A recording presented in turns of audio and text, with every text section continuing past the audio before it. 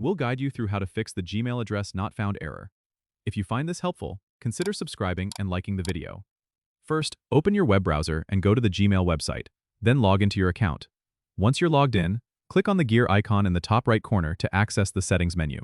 From there, select See All Settings and navigate to the Accounts and Import tab. Here, you can check if your email address is listed correctly under the Send Mail As section.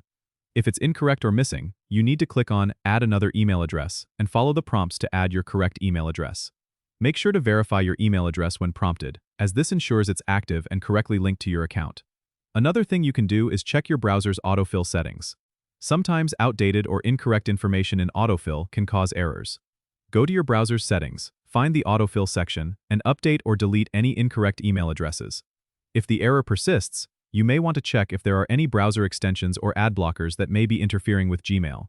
Simply disable them temporarily to see if that resolves the issue. Lastly, clear your browser's cache and cookies, as this can often resolve unexpected errors.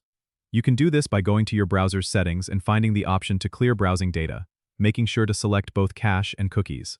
Once you've done all of these steps, try sending an email again to see if the error has been resolved. Don't forget to subscribe and comment if this helped you out.